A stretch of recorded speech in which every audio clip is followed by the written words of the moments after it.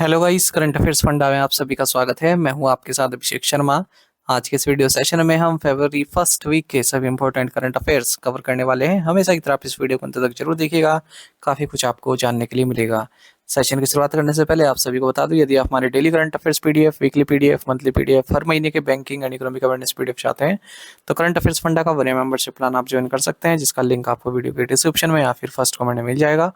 आपको बता दें, इस वन मेंबरशिप प्लान के तहत जितना भी हमारा पीडीएफ कंटेंट है हम आपको 1 साल तक के लिए प्रोवाइड कराते हैं, जिसे आप डाउनलोड कर सकते हैं, प्रिंट आउट भी निकलवा सकते हैं। इसके लिए चाहते आप करंट अफेयर्स फंड ऐप को यूज कर सकते हैं या फिर अपने लैपटॉप या सिस्टम की मदद से ऐप लॉगिन भी कर सकते हैं। कोई भी आपका एग्जाम हो, बैंकिंग, एसएससी, रेलवे या फिर स्टेट पीसीएस, जहाँ पर भी जनरल अवेयरनेस या करंट अफेयर्स पूछे जाते हैं, सभी एग्जाम्स के लिए हमारे पीडीएफ कंटेंट काफी यूजफुल है। इस पीडीएफ कोर्स में हम आपको RBI circulars, financial awareness, digital awareness, banking awareness, general economic awareness सब कुछ प्रोवाइड करा रहे हैं, वो भी 1 साल की वैलिडिटी के साथ। करंट अफेयर्स फंड ऐप पर आपको एक कोर्स मिल जाएगा, आपका लिंक वीडियो के डिस्क्रिप्शन में दिया गया है, फर्स्ट कमेंट में भी पिन कर दिया गया है। फिर भी कोई डाउट है तो हमारा कस्टमर केयर नंबर है 4481691188, इस पर आप कॉल कीजिए या फिर व्हाट्सएप करके भी जानकारी प्राप्त कर सकते हैं। तो बिना किसी देरी के शुरुआत करेंगे इस वीडियो सेशन की। World Interfaith Harmony Week is observe during which period? विश्व अंतर धार्मिक सद्भाव सप्ताह कब मनाया जाता है? ऑप्शंस आपके सामने हैं, सही आंसर ऑप्शन बी है, फर्स्ट वीक ऑफ फेब्रुवरी। तो वर्ल्ड इंटरफेथ हार्मनी वीक ये हर साल फरवरी के फर्स्ट वीक में मनाया जाता है, यानी कि 1 से 7 फरवरी के बीच में मनाया जाता है। और पहली बार वर्ल्ड इंटरफेथ हार्मनी वीक को प्रपोज किया गया था जॉर्डन के किंग अब्दुल्ला सेकंड के द्वारा 2010 में। वर्ल्ड इंटरफेथ हार्मनी वीक का 2026 में थीम है uniting for peace. Which is the most expensive city in the world in 2026 according to the Numbeo's cost of living index by city? Numbeo के cost of living index by city के अनुसार 2026 में दुनिया का सबसे महंगा शहर कौन सा है? राइट आंसर ऑप्शन सी है, ज्यूरिक। तो आप यहाँ पर साइड में टॉप 10 देख सकते हैं, स्विट्जरलैंड की ही देख लीजिए आप। टॉप की 6 सिटीज स्विट्जरलैंड की, इतना महंगा सिटीज है यहाँ की।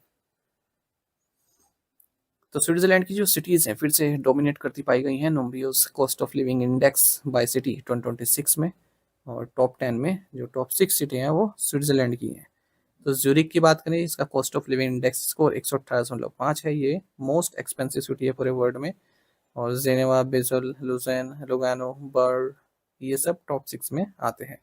कॉस्ट ऑफ लिविंग इंडेक्स में जो आपका एवरेज एक्सपेंस है किसी फैमिली के लिए, 4 जनों की जो फैमिली है हर सिटी में, उसके हिसाब से रखा गया है।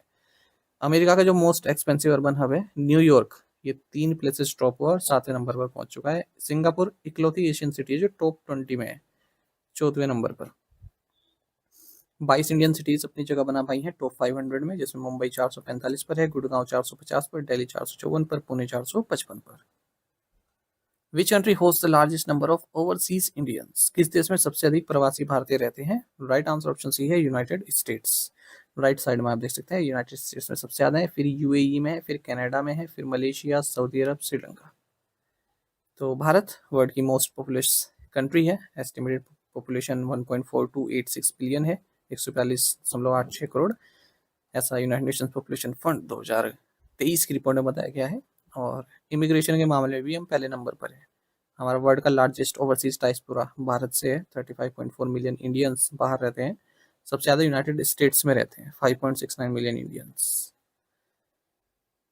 और जिनमें 15.9 मिलियन नॉन रेजिडेंट इंडियंस है, 19.5 million persons of Indian origin है। यूएस के बाद यूनाइटेड अरब अमीरात में भारतीय रहते हैं, दूसरे नंबर पर ये है। India's rank and score in the global soft power index 2026 are? Global soft power index 2026 में भारत की रैंक और स्कोर इस प्रकार है।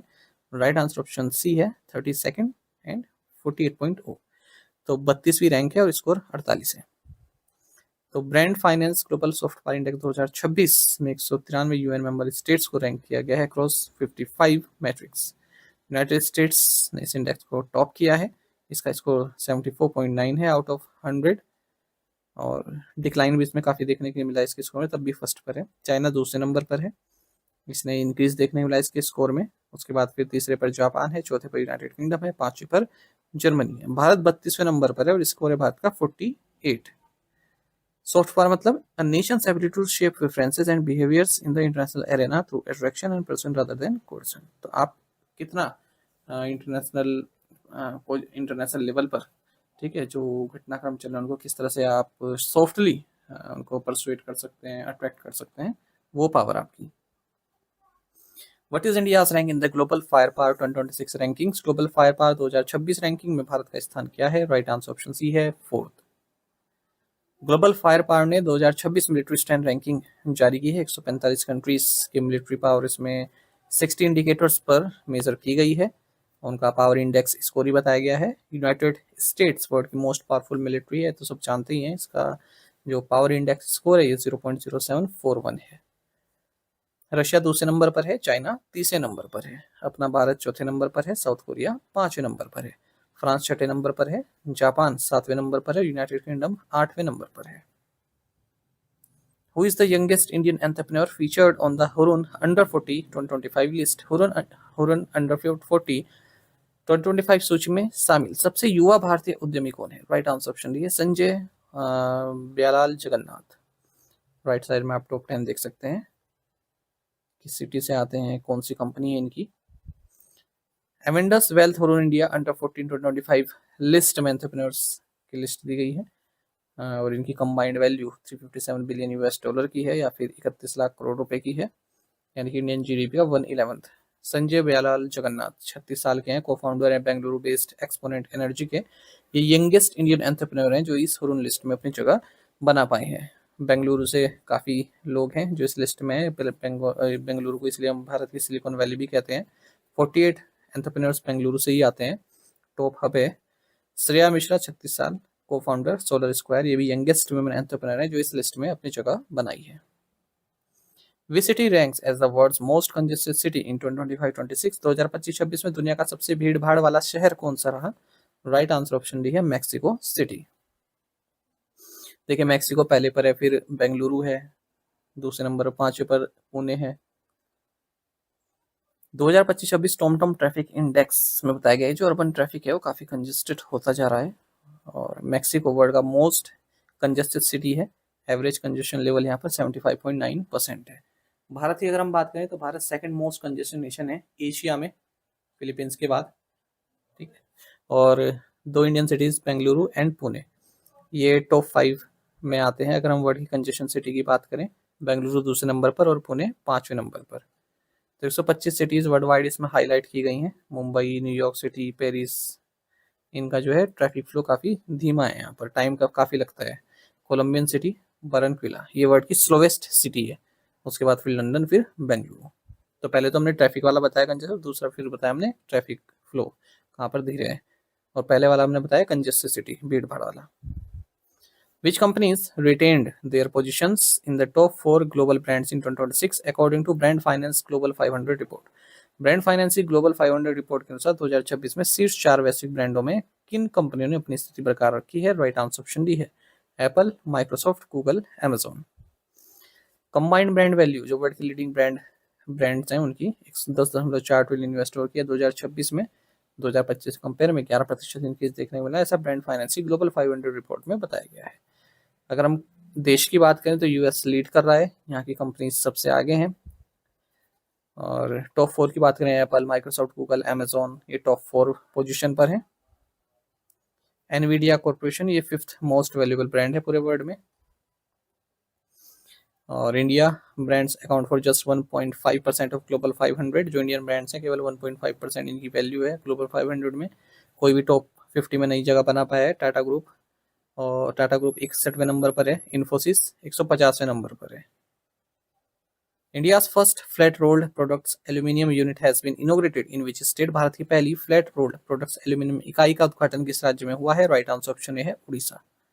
उड़ीसा सीएम मोहन चरण मांझी ने इंडिया का first flat rolled products aluminium unit inaugurate किया है Aditya aluminium plant Hindalco industries limited, Sambalpur district में। ठीक है, 5-4 करोड़ रुपए की लागत का एल्यूमिनियम एफआरपी यूनिट बना हुआ है। What is the name of Yahoo's new AI powered search engine? Yahoo के नए एआई संचालित सर्च इंजन का नाम क्या है? राइट आंसर ऑप्शन ए है, स्काउट। तो याहू ने अपना AI powered answer engine launch किया है, सर्च इंजन लॉन्च किया है, जिसका नाम है याहू स्काउट। जैसे गूगल के हैं इस तरह से गूगल ओपन एआई के हैं। याहू आप जानते हैं yet another hierarchically organised oracle इसकी फुल फॉर्म होती है। अब तो इतना यूज नहीं होता, जब से फेसबुक आया था पहले काफी चलता था।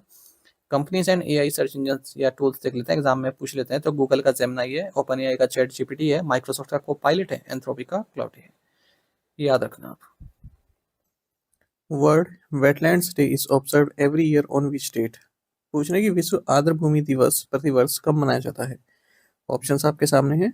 सही आंसर ऑप्शन सी है, 2 फरवरी। वर्ल्ड वेटलैंड्स डे ये 2 फरवरी को हर साल मनाया जाता है। और कन्वेंशन ऑन वेटलैंड्स, जिसे हम रामसर कन्वेंशन कहते हैं, ये अडॉप्ट किया गया था 1971 में ईरान की सिटी रामसर में, इसी दिन 2 फरवरी को। तो उसकी एनिवर्सरी मनाते हैं कन्वेंशन ऑन वेटलैंड्स या फिर रामसर कन्वेंशन की। अच्छा, वर्ल्ड वेटलैंड्स डे 1997 से ही मनाती आ रही है जो भी कॉन्ट्रैक्टिंग पार्टीज है इस कन्वेंशन की। ठीक है, 1997 में पहली बार इस डे को स्टेब्लिश किया है। लेकिन अगर हम यूएन जनरल असेंबली की बात करें, यूनाइटेड नेशन द्वारा कब से इसको मनाया जा रहा है, तो 30 अगस्त 2021 को यूएन जनरल असेंबली ने एक रेजोल्यूशन अडॉप्ट किया और डिक्लेयर किया कि 2 फरवरी को वर्ल्ड वेटलैंड्स डे मनाया जाएगा। सबसे महत्वपूर्ण कि 2026 में इस डे का थीम क्या है, तो थीम है wetlands and traditional knowledge celebrating culture heritage. Who scored the first century in the history of the women's premier league. महिला प्रीमियर लीग के इतिहास में पहला शतक किसने बनाया। ऑप्शंस आपके सामने हैं। सही आंसर ऑप्शन सी है, नेट सीवियर ब्रंट। तो नेट सीवियर ब्रंट इन्होंने पहली सेंचुरी जड़ी है विमेंस प्रीमियर लीग की। मुंबई इंडियन की ओर से खेलती हैं ये, रॉयल चैलेंजर्स बेंगलुरु के खिलाफ खेलते हुए इन्होंने ये इतिहास रचा है। इंग्लिश क्रिकेटर है, इंग्लैंड को रिप्रेजेंट करती हैं सभी फॉर्मेट्स में। 2026 विमेंस प्रीमियर लीग की अगर हम बात करें, WPL जिसे बोलते हैं, 4th सीजन है विमेंस प्रीमियर लीग का। बीसीसीआई द्वारा ऑर्गेनाइज किया जाता है। 5 टीम्स इसमें पार्टिसिपेट कर रही हैं 9 जनवरी से 5 फरवरी के बीच में। Which currency is considered the world's strongest and most valuable. विश्व की सबसे मजबूत और सबसे मूल्यवान मुद्रा कौन सी है। Right answer is option D, Kuwait दिनार, कुवैती दिनार। तो यूएस डॉलर तो मोस्ट ट्रेडेड करेंसी है ग्लोबली, हम सभी जानते हैं। लेकिन वर्ल्ड की स्ट्रॉन्गेस्ट और मोस्ट वैल्यूएबल करेंसी है कुवैती दिनार। यूएस डॉलर की बात करें तो अगर हम स्ट्रॉन्गेस्ट करेंसीज की लिस्ट में बात करें तो ये 10वें नंबर पर आती है। और वर्ल्ड का लार्जेस्ट रिजर्व करेंसी भी यही है। यानी कि जो most of the central banks हैं उनके पास यूएस डॉलर ही है। ठीक है, और मतलब अपने जो भी क्रिटिकल कमोडिटी मार्केट है जैसे ऑयल, गोल्ड, कॉपर, इसमें यूएस डॉलर को ही यूज किया जाता है। तो हमने स्ट्रॉन्गेस्ट देख ली। वीकेस्ट करेंसी कौन सी है, लेबनीज पाउंड। और फिर उससे थोड़ा सा ऊपर है ईरानियन रियाल। विच स्टेट डेब्ल्यू Ganesh Utsav a symbol of आत्मनिर्भरता won the first award for Republic Day Parade 2026। गणतंत्र दिवस परेड 2026 के लिए प्रथम पुरस्कार किस राज्य की झांकी गणेशोत्सव आत्मनिर्भरता का प्रतीक ने जीता है। ऑप्शन आपके सामने है। सही आंसर ऑप्शन सी है, महाराष्ट्र। तो रक्षा राज्य मंत्री संजय सेठ इन्होंने रिपब्लिक डे परेड 2026 में जो best marching contingent for 3 services and the Central Armed Police Forces, other luxury forces and best tablets from state, union territories and ministerial departments इनको अवार्ड्स दिए हैं। Best marching contingent among 3 services की बात करें तो Indian navy. Best marching contingent among CAPFs other auxiliary forces, Delhi police. Top 3 tablets देख लेते हैं स्टेट्स एंड यूनिटीज में। पहले नंबर पर महाराष्ट्र का है गणेशोत्सव अ सिंबल ऑफ आत्मनिर्भरता। जम्मू एंड कश्मीर का है दूसरे नंबर पर handicrafts and folk dances of Jammu and Kashmir. तीसरे नंबर पर है Kerala, water metro and 100% digital literacy, आत्मनिर्भर केरल फॉर आत्मनिर्भर भारत। बेस्ट डब्ल्यू की बात करें हम सेंट्रल मिनिस्ट्रीज और डिपार्टमेंट से, तो पहले नंबर पर मिनिस्ट्री ऑफ कल्चर का है Vande Mataram the soul cry of a nation. Special prize देखें तो central public works department Vande Mataram commemoration of 150 years, Vande Mataram the eternal resonance of India's dance group. अच्छा, एक पॉपुलर चॉइस कैटेगरी में भी अवार्ड दिए जाते हैं ऑनलाइन पोल कंडक्ट किए गए माईगोव पोर्टल पर सिटीजन द्वारा कि आपका फेवरेट क्या है। तो उन्होंने कहा है कि best marching contingent among 3 services Assam regiment रही। Best marching contingent among CAPF other auxiliary forces CRPF रही। बेस्ट स्टेट टेबल गुजरात रहा, मंत्र of Swadeshi self defence freedom Vande Mataram. Best table from central ministries government department of school education and literacy रहा। The world's largest compressed air power storage plant has started operations in which country? विश्व का सबसे बड़ा संपीड़ित वायु विद्युत भंडारण संयंत्र किस देश में शुरू हुआ है? ऑप्शंस आपके सामने हैं। सही आंसर ऑप्शन ए है चाइना। तो वर्ल्ड का largest compressed air power storage plant China के जियांगसू प्रोविंस में ऑपरेट करना शुरू हो चुका है। 2400 मेगावाट आवर्स की कैपेसिटी है और 600 मेगावाट्स ऑफ पावर ये जनरेट कर सकता है। Annually demand 6 lakh house holds की पूरा कर सकता है। Which Indian state has declared Bacillus subtilis as its state microbe? Bharat किस राज्य ने Bacillus subtilis को अपना राज्य सूक्ष्म जीव घोषित किया है? राइट आंसर ऑप्शन ए है केरल। केरल ने Bacillus subtilis को स्टेट माइक्रोब डिक्लेयर किया है। इस तरह से ये पहला राज्य बन गया है जिसने स्टेट माइक्रोब घोषित किया है। और centre of excellence in microbiome को भी इसने इनॉग्रेट किया है। बैसिलस सबटिलिस की बात करें, एक प्रोबायोटिक है, बेनिफिशियल बैक्टीरियम है, सोयल में पाया जाता है और ह्यूमन गट के लिए अच्छा है। Known for disease control, soil health improvement and boosting agriculture productivity. Which countries lawmakers have passed a bill to ban social media use for children under 15? किस देश के सांसदों ने 15 वर्ष से कम उम्र के बच्चों के लिए सोशल मीडिया के उपयोग पर प्रतिबंध लगाने वाला विधेयक पारित किया है? ऑप्शंस आपके सामने हैं। सही आंसर ऑप्शन बी है फ्रांस। देखिए, फ्रेंच लॉ मेकर्स ने एक बिल पास किया है जिसमें उन्होंने कहा है कि 15 साल के कम के जो बच्चे हैं उनके लिए सोशल मीडिया बैन रहेगा। ठीक है, जो एक्सेसिव स्क्रीन टाइम है बच्चों का वो कम हो, तो इस और प्रयास किया जा रहा है। मोबाइल फोन्स हाई स्कूल में बिल्कुल बैन रहेंगे और इस तरह से फ्रांस दूसरी कंट्री बन जाएगा हाल ही में जिसने इस तरह का डिसीजन लिया। इससे पहले ऑस्ट्रेलिया ने बैन किया है अंडर 16 के लिए दिसंबर में। Which state has announced that 2026 will be observed as the year of agriculture? किस राज्य ने घोषणा की है कि 2026 को कृषि वर्ष के रूप में मनाया जाएगा? ऑप्शंस आपके सामने हैं। सही आंसर ऑप्शन डी है मध्य प्रदेश। तो मध्य प्रदेश गवर्नर मंगूभाई पटेल इन्होंने कहा कि राज्य 2026 को ईयर ऑफ एग्रीकल्चर के तौर पर मनाएगा। थीम रहेगा प्रोस्पेरस फार्मर्स प्रोस्पेरस स्टेट। और जो एग्रीकल्चर और एलाइड सेक्टर्स के लिए एक्विजिशन वो भी 600 करोड़ रुपए से बढ़ाकर 27,000 करोड़ रुपए 2024-25 में कर दिया गया। 600 करोड़ 2002-2003 में था। ई मंडी मार्केट प्लेस को इम्प्लीमेंट किया जा रहा है। Union minister of state doctor Jitendra Singh inaugurated the sure based laboratory of CSIR national institute of oceanography new city. केंद्रीय राज्य मंत्री डॉक्टर जितेंद्र सिंह ने किस शहर में CSIR राष्ट्रीय समुद्र विज्ञान संस्थान की तट आधारित प्रयोगशाला का उद्घाटन कहाँ किया है, मतलब किस शहर में किया है? राइट आंसर ऑप्शन डी है Visakhapatnam. Union minister of state independent charge for science and technology and earth sciences doctor Jitendra Singh इन्होंने श्योर बेस्ड लेबोरेटरी इनोग्रेट की है CSIR national institute of oceanography regional centre Visakhapatnam में। इसको 3.25 एकड़्स में बनाया गया है और बाकी वही है कि ये फैसिलिटी जो मेरीन साइंस एनर्जी सिक्योरिटी है कोस्टल रेजिडेंस है इसको इम्प्रूव करेगी। What is the amount of monetary penalty imposed on Northern R Capital Limited by the RBI? RBI द्वारा नदर्न आर कैपिटल लिमिटेड पर कितना मौद्रिक जुर्माना लगाया गया है? ऑप्शंस आपके सामने हैं। सही आंसर ऑप्शन डी है through 2.70 lakh rupees. Reserve bank of India ने 2.70 लाख रुपीस की मॉनेटरी पेनल्टी लगाई है नदर्न आर कैपिटल लिमिटेड पर क्योंकि इन्होंने RBI की जो नो कस्टमर डायरेक्शंस हैं इनका अनुपालन नहीं किया है।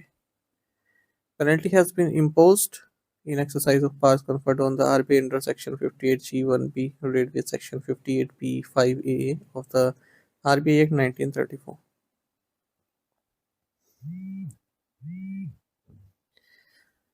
India and the UAE have agreed to double bilateral trade to over 200 billion US dollar by which year? Bharat और संयुक्त अरब अमीरात ने किस वर्ष तक द्विपक्षीय व्यापार को 200 अरब अमेरिकी डॉलर से अधिक करने पर सहमति जताई है?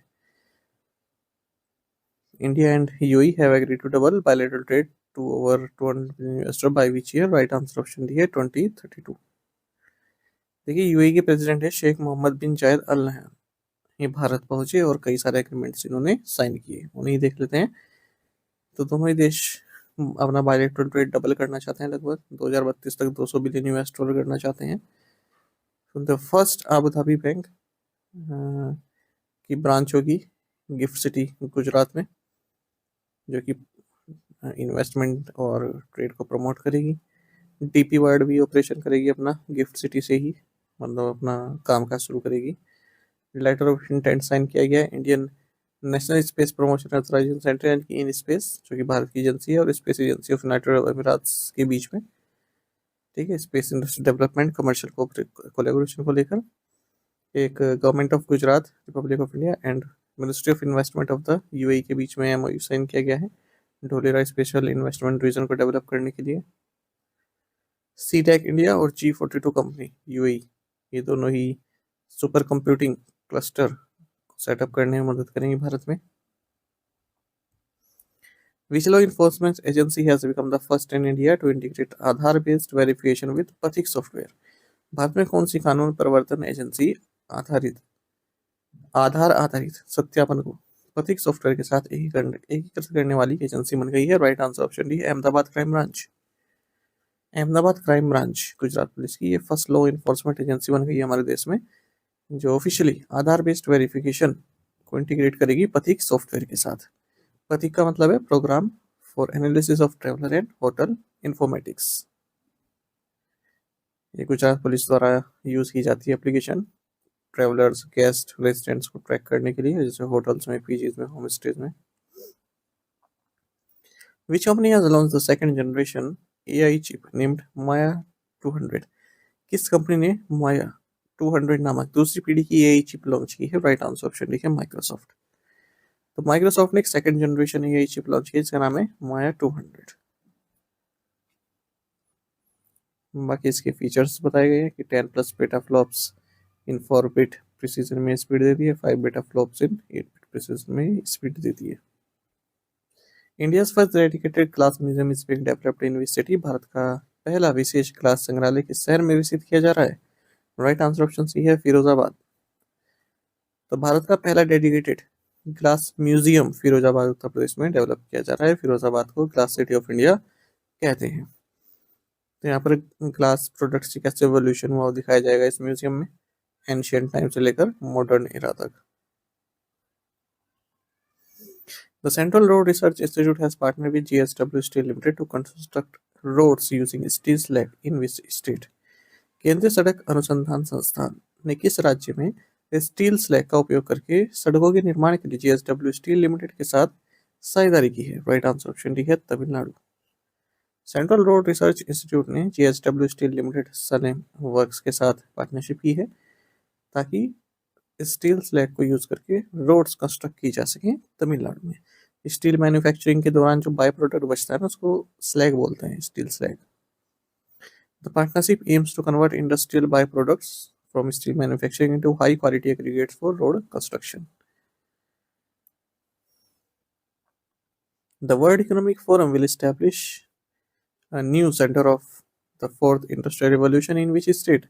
विश्व आर्थिक मंच किस राज्य में चौथी औद्योगिक क्रांति के लिए एक नया केंद्र स्थापित करेगा? राइट आंसर ऑप्शन डी है, आंध्र प्रदेश। तो वर्ल्ड इकोनॉमिक फोरम ने डिसाइड किया है कि 5 नए सेंटर खोलेगा फोर्थ इंडस्ट्रियल रिवॉल्यूशन के लिए विश्व भर में, उसमें से एक इंडिया के आंध्र प्रदेश में आएगा। 2 इस तरह के सेंटर्स ऑलरेडी भारत में, एक मुंबई में, एक तेलंगाना में। Fourth Industrial Revolution Network is a platform for multi-stakeholder collaboration, bringing together public and private sector to help ensure emerging technologies deliver benefits for society while minimizing risk। तो इमर्जिंग टेक्नोलॉजी संबंधित किस तरह से आप सोसाइटी को benefit कर सकते हैं, इस तरह के प्रोडक्ट, सॉफ्टवेयर या और भी कुछ सेवाएं, फोर्थ इंडस्ट्रियल रिवोल्यूशन कहलाता है। अच्छा, वर्ल्ड इकोनॉमिक फोरम द्वारा 2017 में इस तरह का नेटवर्क ओपन किया गया था, ठीक है, यूरोप में, मिडिल ईस्ट में, एशिया में, अमेरिकाज में। आंध्र प्रदेश के अलावा और नए सेंटर फ्रांस, यूके और यूएई में ओपन किए जाएंगे। The focus area of this center would include AI innovation, the energy transition, cyber resilience, and frontier technologies. Patna Bird Sanctuary has been included into India's Ramsar network. It is located in which state? Patna पक्षी अभ्यारण्य को भारत के Ramsar network में शामिल किया गया है। यह किस राज्य में स्थित है? ऑप्शंस आपके सामने हैं। सही आंसर ऑप्शन डी है, Uttar Pradesh. Union minister for environment, forest and climate change Bhupender Yadav इन्होंने अनाउंस किया है कि भारत का जो रामसर नेटवर्क है इसमें 2 नए वेटलैंड्स को ऐड किया गया है वर्ल्ड वेटलैंड्स डे, जो कि 2 फरवरी 2026 को मनाया गया इस मौके पर। पहला है पटना बर्ड सेंचुरी जो कि ईटा डिस्ट्रिक्ट उत्तर प्रदेश में है। दूसरा है छारी रण जो कि कच्छ डिस्ट्रिक्ट गुजरात में है। इन दोनों को ही रामसर साइट लिस्ट में इंक्लूड किया गया है। 2014 में भारत में जो रामसर साइट की संख्या थी केवल 26 थी और एट प्रेजेंट 98 है, यानी कि 276% का इंक्रीज देखने के लिए मिला है। आपको बता दें कन्वेंशन ऑन वेटलैंड्स को रामसर कन्वेंशन कहते हैं। ये साइन हुआ था रामसर ईरान 1971 में, रामसर सिटी है ईरान में, और भारत इस कन्वेंशन का सिग्नेटरी बना 1 फरवरी 1982 को। Which edition of the Surajkund international crafts Mela was inaugurated in Faridabad? Faridabad में सूरजकुंड अंतर्राष्ट्रीय शिल्प मेले के किस संस्करण का उद्घाटन किया गया? राइट आंसर ऑप्शन डी है 39th। Vice president of India Shri CP Radhakrishnan, इन्होंने फरीदाबाद हरियाणा में 39th सूरजकुंड इंटरनेशनल आत्मनिर्भर क्राफ्ट मेला इनोग्रेट किया है। पार्टनर कंट्री इजिप्ट है। थीम स्टेट उत्तर प्रदेश और मेघालय है। ये मेला ऑर्गेनाइज किया गया है सूरजकुंड मेला अथॉरिटी और हरियाणा टूरिज्म के द्वारा। Union ministry of tourism, textile, culture and external affairs ने भी इसमें सपोर्ट किया है।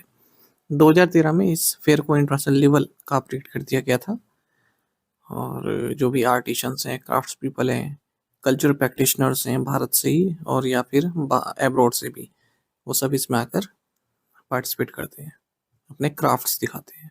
आप बाय भी कर सकते हैं। Adampur airport has been renamed as which airport? Adampur हवाई अड्डे का नाम बदलकर कौन सा हवाई अड्डा कर दिया गया है? ऑप्शंस आपके सामने हैं। सही आंसर ऑप्शन बी है Shri Guru Ravidas ji airport. Prime minister Narendra Modi ने आदमपुर एयरपोर्ट को जो कि पंजाब के जलंधर डिस्ट्रिक्ट है, इसको रीनेम किया है श्री गुरु रविदास जी एयरपोर्ट, इसका नाम हो गया है। वहीं लुधियाना स्थित हलवारा एयरपोर्ट की सिविल टर्मिनल बिल्डिंग को भी inaugurate prime minister Narendra Modi ने किया है। तो जो ये एयरपोर्ट है ये इंडियन एयरफोर्स बेस पर बना हुआ है Raikot civil division of Ludhiana में, ठीक है, जो हलवारा एयरपोर्ट है। Which international organisation has the United States officially withdrawn from? America ने किस अंतर्राष्ट्रीय संगठन से आधिकारिक तौर पर अपनी सदस्यता वापस ले ली है? राइट आंसर ऑप्शन सी है World Health Organization, WHO। World United Nations, United States World Health Organization यानी कि WHO से ऑफिशियली बाहर हो चुका है और ये one of the biggest donor है WHO का, यूनाइटेड स्टेट्स। तो फंडिंग पर असर भी पड़ेगा, जॉब कट भी होंगी WHO में। तो US के प्रेसिडेंट डोनाल्ड ट्रंप इन्होंने एग्जीक्यूटिव ऑर्डर साइन किया था 1 साल पहले, कहा था कि ये चाइना सेंट्रिक है जो WHO का कामकाज है और कोविड पैंडेमिक को भी ये हैंडल नहीं कर पाया सही से। WHO यूनाइटेड नेशंस की एक स्पेशलाइज्ड एजेंसी है। 7 अप्रैल 1978 को इसकी स्थापना हुई थी। जिनेवा स्विट्जरलैंड में इसका हेडक्वार्टर्स है। 194 मेंबर स्टेट्स हैं इसके। Which country is the largest holder of gold reserves in the world? विश्व में सोने के भंडार का सबसे बड़ा धारक देश कौन सा है? राइट आंसर ऑप्शन डी है यूनाइटेड स्टेट्स। तो यहाँ पर आप लिस्ट भी देख सकते हैं राइट साइड में टॉप 10 और भारत की पोजीशन भी आप पाएंगे 7वें नंबर पर। तो इंटरनेशनल मॉनेटरी फंड का जो इंटरनेशनल फाइनेंशियल स्टैटिस्टिक्स है और जो पब्लिक डिक्लेरेशन है, यही सब सोर्सेज हैं, इससे पता चलता है किसके पास कितना गोल्ड है, ठीक है, किस देश के पास इतना गोल्ड है, कितना परचेज करता है, सेल करता है, टोटल फॉरेन रिजर्व्स में कितना प्रोपोर्शन उसका गोल्ड का है। तो यूनाइटेड स्टेट्स के पास वर्ल्ड का सबसे ज़्यादा गोल्ड है, गोल्ड रिजर्व है 8,133 टन ऑफ गोल्ड है इसके पास। फिर जर्मनी आता है दूसरे नंबर पर, तीसरे पर इटली, चौथे पर फ्रांस, रशिया 5वें पर। इंडिया के पास 880.18 टन गोल्ड रिजर्व है और इस लिस्ट में भारत 7वें नंबर पर है। Which police force has been conferred with the president's police colour award? किस पुलिस बल को राष्ट्रपति का पुलिस कलर पुरस्कार प्रदान किया गया है? राइट आंसर ऑप्शन बी है सिक्किम पुलिस। तो सिक्किम पुलिस को प्रेसिडेंट्स पुलिस कलर अवार्ड दिया गया है इनकी आउटस्टैंडिंग सर्विस और प्रोफेशनलिज्म के लिए। इसे निशान भी बोलते हैं, जो प्रेसिडेंट्स पुलिस कलर अवार्ड इसे निशान भी बोलते हैं। और जो हमारी जो इनकी यूनिफॉर्म होती है उसकी लेफ्ट स्लीव पर इसको पहना जाता है। इंडिपेंडेंट जो जब से हमें आज़ादी मिली उसके बाद से ही 14 स्टेट्स को ये ऑनर मिल चुका है और सिक्किम 15th स्टेट बना है ओवरऑल और नॉर्थ ईस्ट में तीसरा बना है। Which subsidiary of Abix Cash World Money received the in principle approval for payment service provider authorization at GIFT IFSC? Abix Cash World Money की किस सहायक कंपनी को गिफ्ट IFSC में पेमेंट सर्विस प्रोवाइडर प्राधिकरण के लिए सैद्धांतिक स्वीकृति प्राप्त हुई है? राइट आंसर ऑप्शन बी है बायोफोरेक्स। तो एबिक्स कैश वर्ल्ड मनी जो कि एक सब्सिडरी है इराया लाइफ स्पेस लिमिटेड की और इसकी एक सब्सिडरी है बायोफोरेक्स। इसे सैद्धांतिक रूप से मंजूरी मिल गई है, पेमेंट सर्विस प्रोवाइडर ऑथराइजेशन इसको मिल चुका है गिफ्ट सिटी गिफ्ट आईएफएससी में ये अपना काम काज शुरू कर सकती है। First authorise dealer category second group entity है जिससे ये मंजूरी प्राप्त हुई है। Who has been awarded the Wiley Research Heroes Prize 2025? 2025 का विले रिसर्च हीरोज पुरस्कार किसे दिया गया है? राइट आंसर ऑप्शन भी है डॉक्टर चंद्रकांत लहारिया। डॉक्टर चंद्रकांत लहारिया ये एक जाने माने पब्लिक हेल्थ एक्सपर्ट हैं, former World Health Organization staff member हैं। इन्हें विली रिसर्च हीरोज प्राइज 2025 दिया गया इनके policy oriented health research and inclusive research impact के लिए। इसी के साथ ये फर्स्ट इंडियन रिसर्चर भी बन गए हैं जिन्हें सम्मान दिया गया है। विली रिसर्च हीरोज प्राइज की बात करें ग्लोबल इनिशिएटिव है और जर्नल ऑफ फॉरेंसिक साइंसेज द्वारा इसको लॉन्च किया गया है और इस अवार्ड के लिए 5 विनर्स को चूज किया जाता है पूरे विश्व में। 2000 यूएस डॉलर का इसमें मॉनेटरी प्राइज भी मिलता है। तो 5 लोगों को चुना गया उनमें से एक डॉक्टर चंद्रकांत लहारिया है। The Mukhyamantri Etikoli Tutipat scheme was launched in which state? Mukhyamantri Etikoli तुतिपात योजना किस राज्य में शुरू की गई? राइट आंसर ऑप्शन ए है असम। आसाम के चीफ मिनिस्टर हैं हिमंत बिश्व शर्मा। इन्होंने मुख्यमंत्री एतिकोली तुतिपात स्कीम लॉन्च की है दुमदुमा तिनसुकिया डिस्ट्रिक्ट में। तो 300 करोड़ रुपए से ज़्यादा यहाँ पर डिस्पर्स किया जाएगा। तो one time financial assistance of 5,000 दिए जाएंगे more than 6 lakh tea garden workers को, चाहे परमानेंट है चाहे कैजुअल हो। ठीक है, तो 5,000 रुपये दिए जाएंगे जो टी गार्डन वर्कर्स हैं उनके लिए लॉन्च की गई है। NITI Aayog has partnered with which organization to achieve 100% coverage in digital literacy, financial inclusion and employability across select aspirational blocks? NITI Aayog ने चुनिंदा आकांक्षी ब्लॉकों में डिजिटल साक्षरता, वित्तीय समावेशन और रोजगार क्षमता में 100% कवरेज हासिल करने के लिए किस संगठन के साथ सहायता की है? राइट आंसर ऑप्शन बी है NIIT फाउंडेशन। नीति आयोग ने NIIT फाउंडेशन के साथ पार्टनरशिप की ताकि 100% कवरेज प्राप्त की जा सके डिजिटल लिटरेसी में, फाइनेंशियल इंक्लूसिव में और एम्प्लॉयबिलिटी में, जो भी एस्पिरेशनल ब्लॉक्स हैं उन सभी में।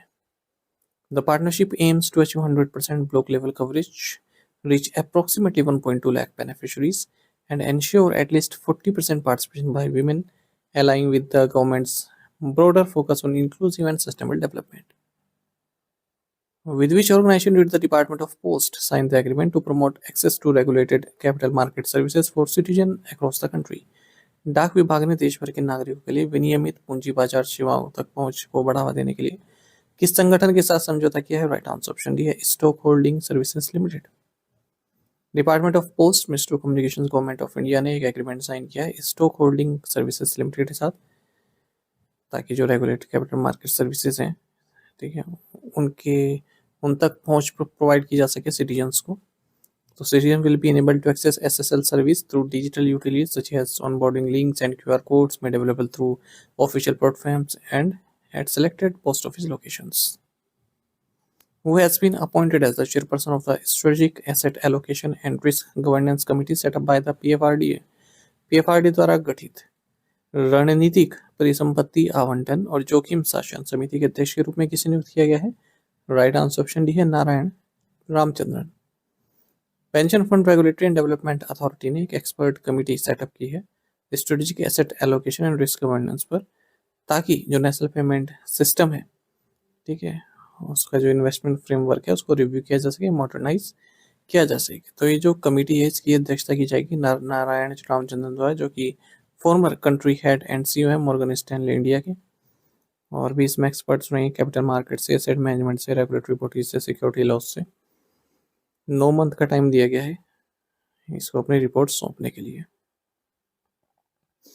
Which international institution has approved assistance of rupees 5,700 crore for the जल संरक्षित हरियाणा प्रोजेक्ट? किस अंतर्राष्ट्रीय संस्था ने जल संरक्षित हरियाणा परियोजना के लिए 5700 करोड़ रुपए की सहायता स्वीकृत की है? राइट आंसर ऑप्शन है वर्ल्ड बैंक। तो वर्ल्ड बैंक ने 5700 करोड़ रुपए की फाइनेंशियल असिस्टेंस अप्रूव कर दी है जल संरक्षित हरियाणा प्रोजेक्ट के तहत। ठीक है, स्टेट को सेल्फ रिलायंट बनाया जाएगा वाटर सेक्टर में, कैनाल सेक्टर में इस फंड को यूज किया जाएगा। तो 115 कैनाल्स को रिस्टोर किया जाएगा 325 करोड़ रुपए की लागत से। वर्ल्ड बैंक की फाइनेंशियल असिस्टेंस प्राप्त होगी और 284 कैनाल्स को 2230 करोड़ रुपए की जो स्टेट बजट है उससे रिस्टोर किया जाएगा। नाबार्ड का भी इसमें सहयोग रहने वाला है। The Bombay Natural History Society has signed a MOU with which states for a department to support scientific breeding, monitoring, training and long-term conservation. Bombay natural history society ने वैज्ञानिक प्रजनन निगरानी, प्रशिक्षण और दीर्घकालिक संरक्षण में सहयोग देने के लिए किस राज्य के वन विभाग के साथ समझौता ज्ञापन पर हस्ताक्षर किए? राइट आंसर ऑप्शन सी है झारखंड। तो बॉम्बे नेचुरल हिस्ट्री सोसाइटी ने एक MOU साइन किया झारखंड फॉरेस्ट डिपार्टमेंट के साथ और फाइनेंशियल 2025-26 से इफेक्टिव होगा, 5 साल तक के लिए कंटिन्यू रहने वाला है। तो scientific breeding, monitoring and training and long term conservation पर आधारित रहेगा। The programme focuses on 2 critically endangered vulture species, एक तो है ओरिएंटल व्हाइट बैक्ड वल्चर, दूसरा है long billed vulture. On which date is the raising day of the Indian coast Guard observed? भारतीय तटरक्षक बल की स्थापना दिवस कब मनाया जाता है? राइट आंसर ऑप्शन डी है February 1st। तो इंडियन कोस्ट गार्ड ने अपना 50वां रेजिंग डे मनाया है 1 फरवरी को और 1977 में इसकी शुरुआत हुई थी। केवल 7 सर्विस प्लेटफॉर्म्स थे और अब 155 शिप्स हैं, 80 एयरक्राफ्ट हैं। 1 फरवरी 1977 को इसकी स्थापना हुई थी। इंडियन कोस्ट गार्ड का मोटो है वयम रक्षम, यानी कि we protect. Director general Indian coast guard K Paramesh Sivamani. Which institute has been ranked first in the Times B School Ranking 2026? Times B school ranking 2026 में किस संस्थान को पहला स्थान मिला है? राइट आंसर ऑप्शन डी है Indian Institute of Foreign Trade New Delhi. Indian Institute of Foreign Trade New Delhi को पहली रैंक दी गई है टाइम्स बी स्कूल रैंकिंग 2026 में। ये ministry of commerce industry government of India के तहत आता है। इसके कैंपसेस हैं दिल्ली, कोलकाता, काकीनाडा, गिफ्ट सिटी में। ऑटोनोमस इंस्टीट्यूशन है। हु ऑर्गेनाइज द सिंदूर शौर्य सम्मान सम्मेलन? सिंदूर शौर्य सम्मान सम्मेलन का आयोजन किसने किया? राइट आंसर ऑप्शन बी है western air command. Headquarters western air command ने सिंदूर शौर्य सम्मान सम्मेलन को ऑर्गेनाइज किया है। ठीक है, जो हमारे गैलेंट एयर वॉरियर्स हैं उनको ट्रिब्यूट देने के लिए। अच्छा, एक और न्यूज़ देखेंगे ऐसे ही। एयर मार्शल इंद्रपाल सिंह वालिया, इन्हें air officer commanding in chief eastern air command Indian air force नियुक्त किया गया है। What is the theme of the international day of human fraternity in 2026? 2026 में अंतर्राष्ट्रीय मानव बंधुत्व दिवस का विषय क्या है? ऑप्शंस आपके सामने हैं। सही आंसर ऑप्शन सी है dialogue over division. International day of human Fraternity ये 4 फरवरी को हर साल मनाया जाता है। UN जनरल असेंबली द्वारा 2020 में इसको एस्टेब्लिश किया गया था। 2019 में document on human fraternity sign किया गया था पोप फ्रांसिस और ग्रैंड इमाम अहमद अल तैयब द्वारा अबू धाबी में।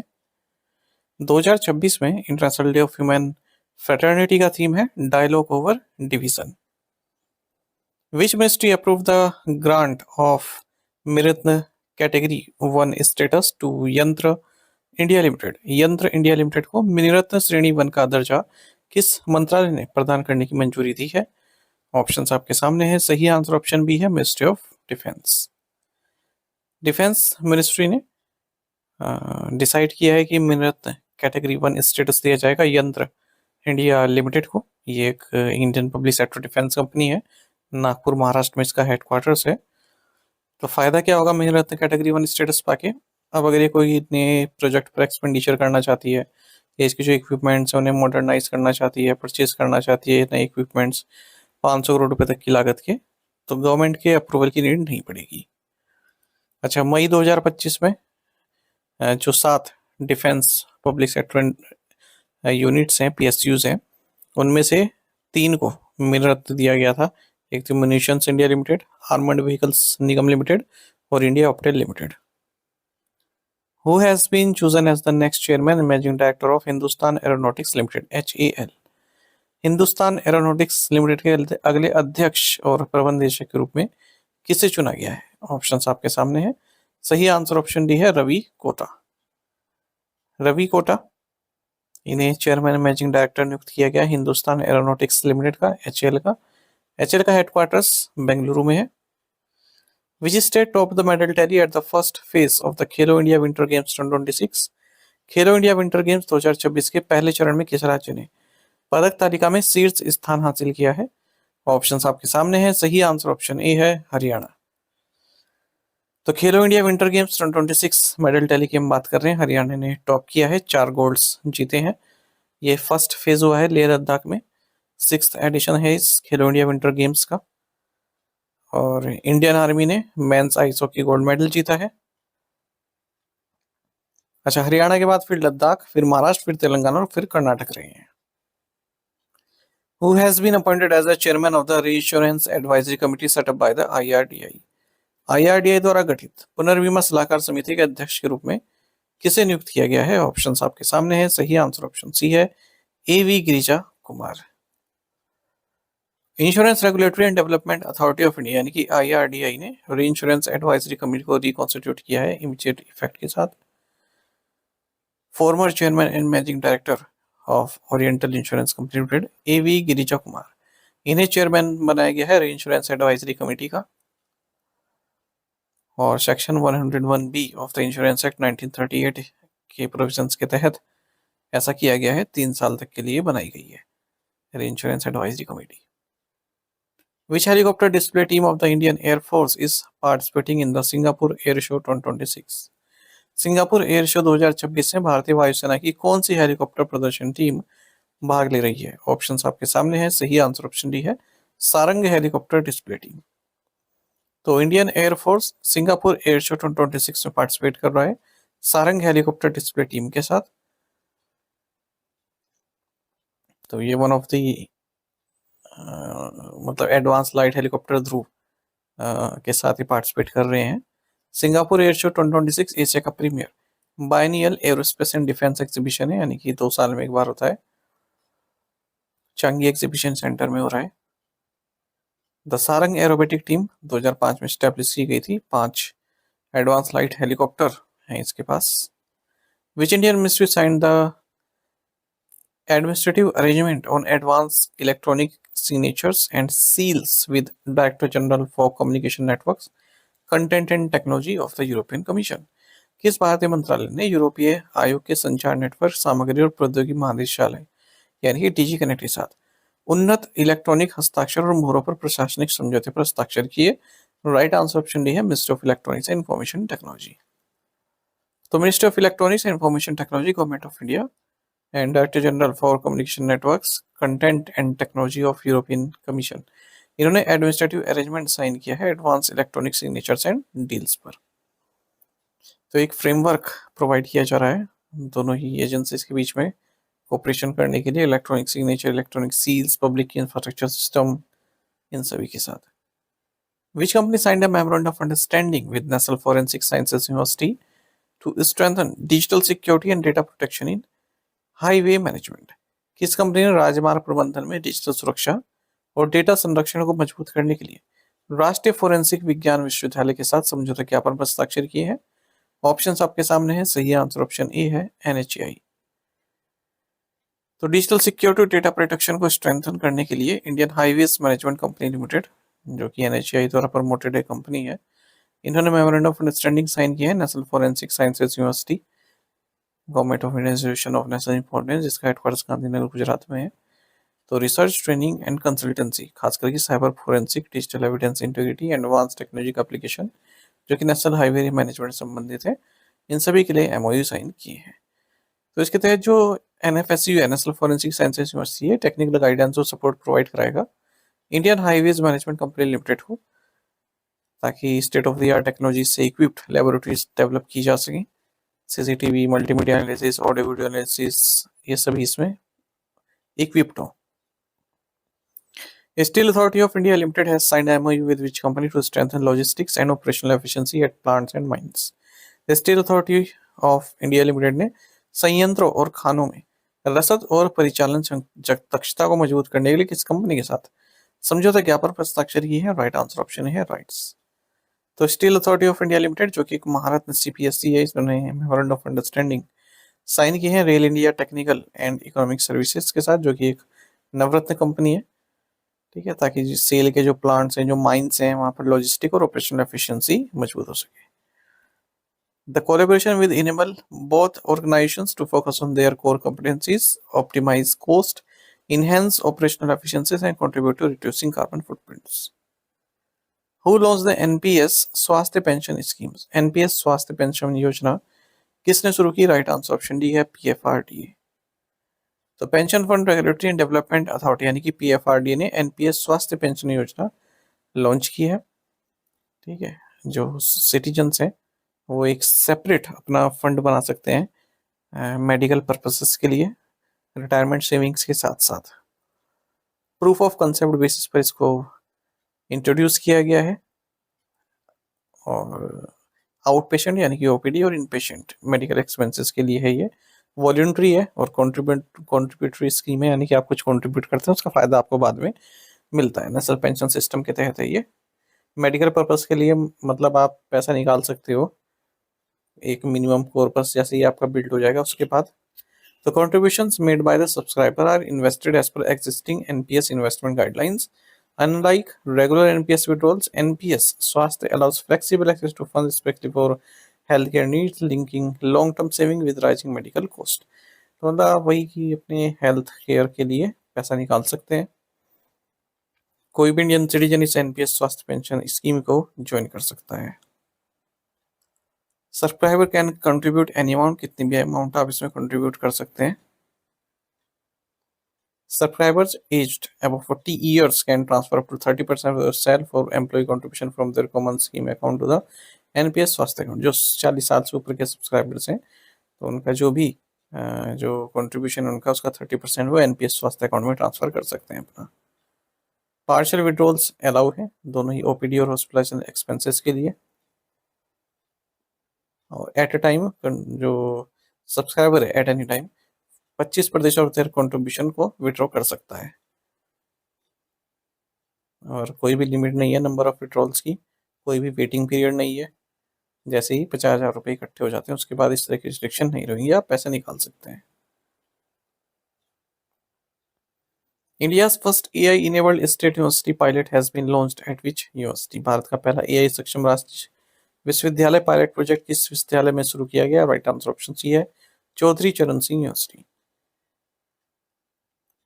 तो देखिए Google AI for learning forum New Delhi में हुआ है। यहाँ पर Jayant Chaudhary minister of state है, इन्होंने MST गूगल क्लाउड और चौधरी चरण सिंह यूनिवर्सिटी मेरठ के साथ मिलकर इंडिया का first AI enabled state university pilot launch किया है मेरठ में। इसी यूनिवर्सिटी में एक तरह की लिविंग लेबोरेटरी है ये AI टूल्स को डेप्लॉय करने, उनको टेस्ट करने के लिए एकेडमिक और इंस्टीट्यूट सेटिंग के साथ।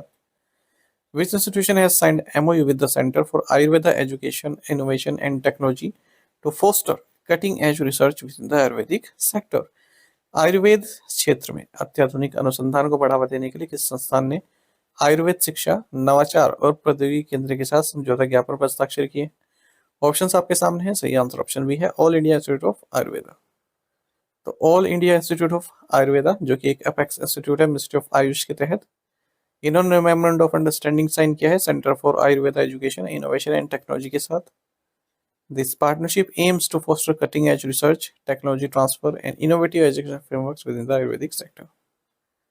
Which two companies have signed an agreement to share offshore resources across the Krishna Godavari Basin and Andaman?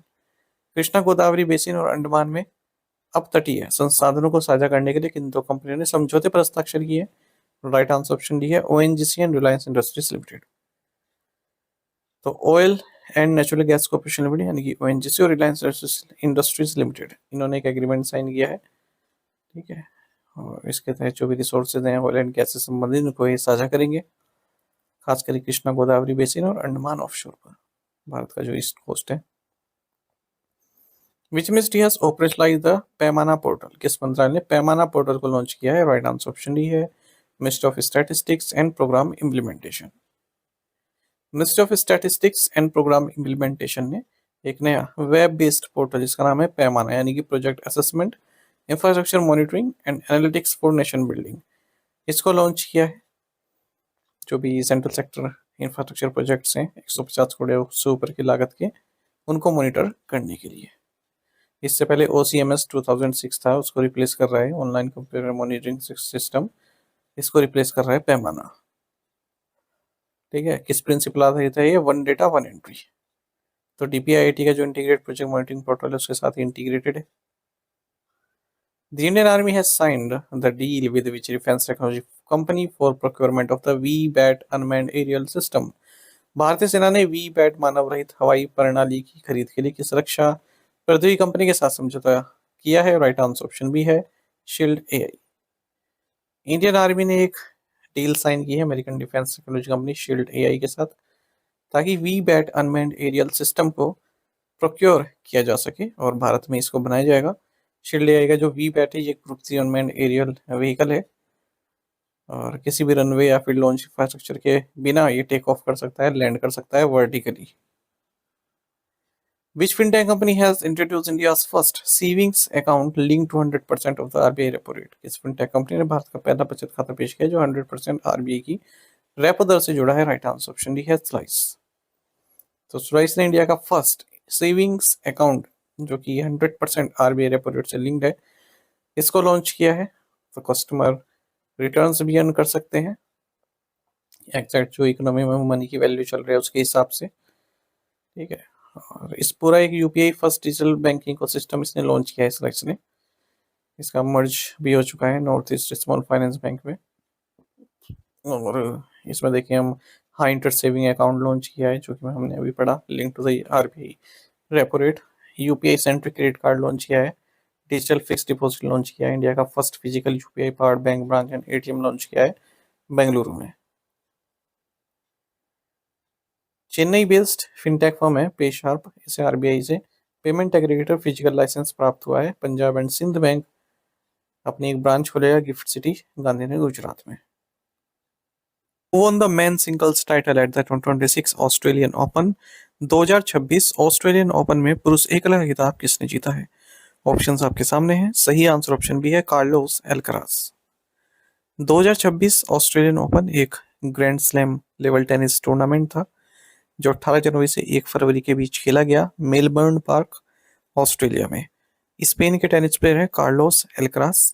इन्होंने नोवाक जोकोविच को फाइनल में हराकर मेन सिंगल्स टेनिस टाइटल जीता है ऑस्ट्रेलियन ओपन में और ये इनका पहला ऑस्ट्रेलियन ओपन टाइटल है। ओवरऑल 7वां इनका ये मेजर टाइटल है और ये यंगेस्ट मैन बन गए हैं टेनिस हिस्ट्री में जिन्होंने कैरियर ग्रैंड स्लैम अपना पूरा किया है सिंगल्स में। यानी कि जो भी ग्रैंड स्लैम्स होते हैं सभी इन्होंने जीत लिए हैं, Australian open, French open, Wimbledon और US ओपन। केवल 22 साल 8 महीने 27 दिन ओल्ड है ये। बात करते हैं महिला कैटेगरी में, तो कजाकिस्तान की टेनिस प्लेयर एलिना रायबकीना, इन्होंने अरीना सबलेनिका को हराया है फाइनल में और वुमेन सिंगल्स टेनिस टाइटल जीत लिया है ऑस्ट्रेलियन ओपन में। इसी तरह से मेंस डबल्स जीता है Christian Harrison and Neal Skupski ने। वुमेन्स डबल्स टाइटल जीता है एलिस मेर्टेंस और जांग सुआई ने। मिक्स डबल्स टाइटल जीता है ओलिविया गदेकी एंड जोन पियर्स ने।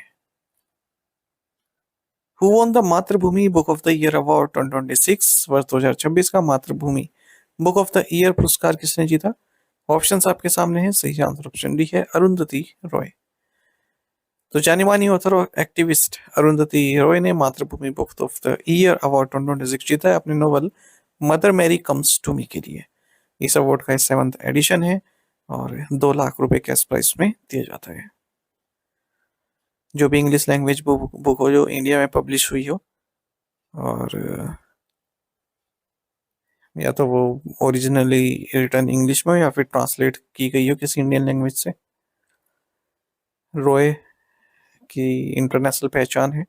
बुकर प्राइज जीता था 1997 में अपने debut novel the God of small things के लिए। Who has become the first women deputy chief minister of Maharashtra? Maharashtra की पहली महिला उप मुख्यमंत्री कौन बनी है? राइट आंसर ऑप्शन सी है, सुनेत्रा पवार। हम जानते हैं हाल ही में अजीत पवार की मृत्यु हो गई एयर क्रैश में बारामती में। ये डिप्टी सीएम थे महाराष्ट्र के। अब इनकी वाइफ सुनेत्रा पवार ये डिप्टी चीफ मिनिस्टर बनी है महाराष्ट्र की और पहली महिला है जो इस पोजीशन तक पहुंची है। 3 पोर्टफोलियोज इनको दिए हैं, excise, minority affairs and sports and youth welfare. According to the Supreme Court's ruling, access to menstrual hygiene management measures in educational institutions is linked to which constitutional provision? सर्वोच्च न्यायालय के फैसले के अनुसार शैक्षणिक संस्थानों में मासिक धर्म स्वच्छता प्रबंधन अनिवार्यता किस संवैधानिक प्रावधान से जुड़ी है? राइट आंसर ऑप्शन सी है, आर्टिकल 21। तो सुप्रीम कोर्ट ने डिक्लेयर किया है कि right to menstrual health and access to menstrual hygiene management education institutions में ये fundamental right to life and dignity का हिस्सा है under article 21 of the constitution. और ये भी ऑर्डर दिया है स्टेट्स एंड यूनियन टेरिटरी को इंश्योर करें कि हर स्कूल में, चाहे वो गवर्नमेंट रन हो या फिर प्राइवेटली मैनेज्ड हो, चाहे अर्बन में हो चाहे रूरल में हो, फंक्शनल एंड जेंडर सेग्रेगेटेड टॉयलेट्स वहाँ पर प्रोवाइड किए जाए, यानी कि मेल का अलग फीमेल का अलग, और ऑक्सो बायोडिग्रेडेबल सैनिटरी नैपकिन्स वहाँ पर प्रोवाइड किए जाए स्टूडेंट्स को फ्री ऑफ कॉस्ट, वो भी टॉयलेट प्रेमाइसिस के अंदर ही वेंडिंग मशीन के जरिए। Who has been nominated as the next chairman of the Federal Reserve? Federal reserve के अगले अध्यक्ष के रूप में किसे नामित किया गया है? राइट आंसर ऑप्शन बी है, Kevin Warsh. US president Donald Trump ने ऑफिशियली नॉमिनेट किया है केविन वार्श को, नेक्स्ट चेयरमैन होंगे फेडरल रिजर्व के और जेरोम पॉवेल को सक्सीड करेंगे। फेडरल रिजर्व या फिर आप ज्यादातर सुनेंगे फेड के नाम से, ये सेंट्रल बैंक है यूनाइटेड स्टेट्स का। 1913 में इसकी स्थापना हुई थी। यूएस मॉनेटरी पॉलिसी को ये निर्धारित करता है। Which banking institution unveiled Chakra centre of excellence for financing sunrise sectors critical to India's economic development? किस बैंकिंग संस्थान ने भारत के आर्थिक विकास के लिए महत्वपूर्ण उभरते क्षेत्रों के वित्त पोषण हेतु चक्र उत्कृष्टता केंद्र का नामकरण किया है? राइट आंसर ऑप्शन ए है, एसबीआई। तो स्टेट बैंक ऑफ इंडिया ने चक्र सेंटर ऑफ एक्सीलेंस को अनवील किया है, फाइनेंसिंग की जा सके जिसके तहत 8 सनराइज सेक्टर्स की, जो कि इंडिया की इकोनॉमिक डेवलपमेंट के लिए महत्वपूर्ण है। देखिए 8 सनराइज सेक्टर्स इन्होंने चूज किए हैं स्टेट बैंक ऑफ इंडिया ने चक्र सेंटर ऑफ एक्सीलेंस के तहत, जिन्हें फंडिंग प्रोवाइड की जाएगी, मतलब अच्छी फंडिंग प्रोवाइड की जाएगी। इसमें कौन कौन से 8 सेक्टर? ये renewable energy, advance cell chemistry and battery storage, electric mobility, green hydrogen, semiconductor, decarbonisation, smart infrastructure and data centre infrastructure. 2030 तक इन सेंटरों कम से कम 100 लाख करोड़ रुपए तक का इन्वेस्टमेंट प्राप्त होगा। तो एसबीआई ने 21 फाइनेंसिंग इंस्टीट्यूशंस के साथ इस इनिशिएटिव के लिए एमओयू साइन किया है। सनराइज इंडस्ट्री का मतलब सनराइज नाम से पता चल रहा है उगता हुआ सूरज, यानी कि ऐसी इंडस्ट्री जिनकी जो ग्रोथ है वो काफी फास्ट है, आने वाले समय में काफी महत्वपूर्ण है फ्यूचर के लिए। For which category did the Dalai Lama win Grammy award this year? Dalai Lama ने इस वर्ष की श्रेणी में ग्रैमी पुरस्कार जीता है। राइट आंसर ऑप्शन डी है, best audio book, narration and story telling recordings. तो देखिए स्पिरिचुअल लीडर है तिब्बतन बुद्धिज्म के दलाई लामा, 90 साल के। इन्होंने अपना पहला ग्रैमी अवार्ड जीता है best audio book, narration and story telling recording के लिए, और इन्हें अवार्ड मिला इनके meditations the reflections of his holiness Dalai Lama के लिए। 14 दलाई लामा है ये, भारत में आ चुके थे 1959 में, जब चाइना ने वहां पर तिब्बत में जो अपराइजिंग है उसको सप्रेस किया। Which state has become the first in India to launch dedicated menopause clinics? Bharat में ऐसा कौन सा राज्य है जिसने विशेष रजोनी वृत्ति क्लिनिक शुरू करने वाला पहला राज्य बन गया है? राइट आंसर ऑप्शन डी है, महाराष्ट्र। महाराष्ट्र पहला राज्य बन गया भारत में जिसने एक मेनोपॉज क्लिनिक्स ओपन किए हैं गवर्नमेंट हॉस्पिटल्स में, अर्बन हेल्थ केयर सेंटर्स में। तो जो हार्मोनल इम्बैलेंस है, बोन डिसऑर्डर है, स्लीप डिस्टर्बेंस है, कार्डियोवास्कुलर रिस्क है, मेंटल हेल्थ कंसर्न है महिलाओं में, ठीक है, और जो मेनोपॉज के प्रक्रिया के तहत जा रही है तो उनको सहायता देगा ये। मेडिकल कंसल्टेशन दी जाएगी, मेंटल हेल्थ काउंसलिंग उनकी की जाएगी। Which song won song of the year at the 68th Grammy awards? 68वें ग्रैमी अवार्ड्स में किस गाने को सॉन्ग ऑफ द ईयर का पुरस्कार मिला है? राइट आंसर ऑप्शन बी है, वाइल्ड फ्लावर। तो 68th एनुअल ग्रैमी अवार्ड्स में बेस्ट रिकॉर्डिंग कंपोजिशन आर्टिस्ट इनको सम्मानित किया गया है 31 अगस्त 2024 से 30 अगस्त 2025 के पीरियड के बीच में। 1 फरवरी को ये समारोह हुआ। टॉप विनर्स देख लेते हैं। ऐसे तो कई सारे विनर्स हैं इसमें, पर जो टॉप विनर्स है जो एग्जाम में पूछे जाते हैं: song of the year Billie Eilish wildflower, record of the year Kendrick Lamar feat SGA Luther, album of the year bad bunny डेबी टिरामास फोटोस, best pop solo performance Lola Young Messy, best pop vocal album Lady Gaga Mayhem, best new artist Olivia Dean, best rap album Kendrick Lamar, best rock album Turnstile never enough, best music video Doechii anxiety.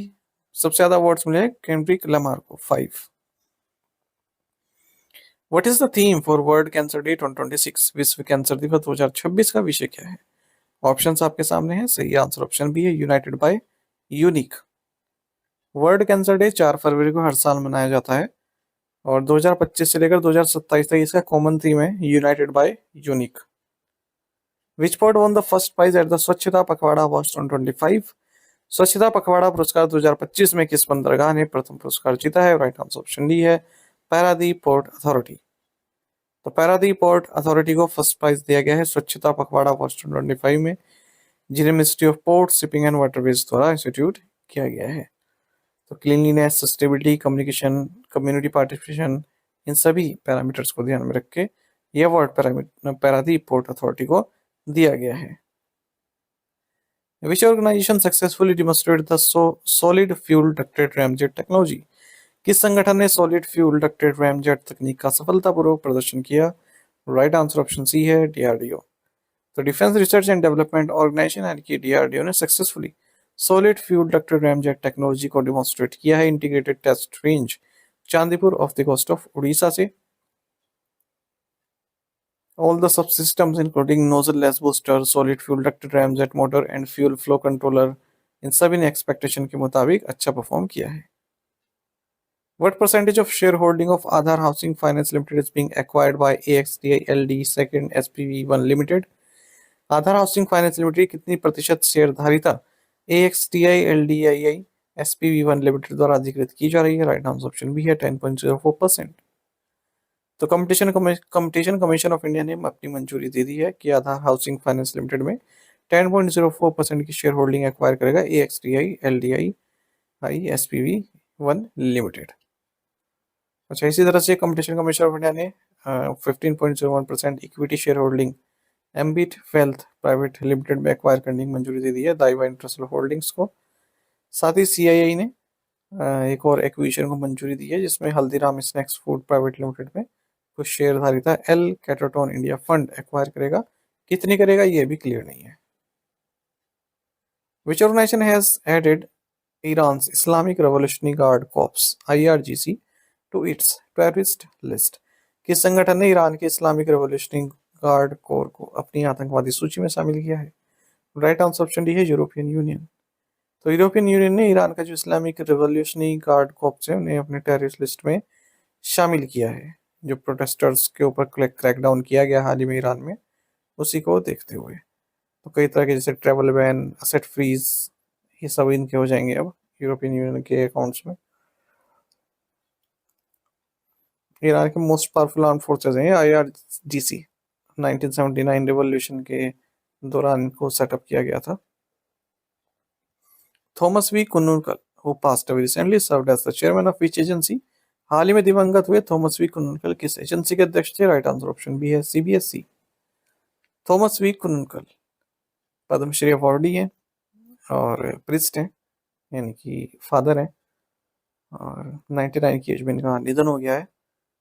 Central board of secondary education CBSE के chairman रहे 1980 से 1980 के दौरान। बहुत ही अच्छा काम इन्होंने किया है CBSE को रिफॉर्म लाने के लिए। एक और ऑब्वियसली देखेंगे, farmer Australian hockey player and x India men's coach Michael knobs, इनका भी निधन हो गया है 72 की एज में।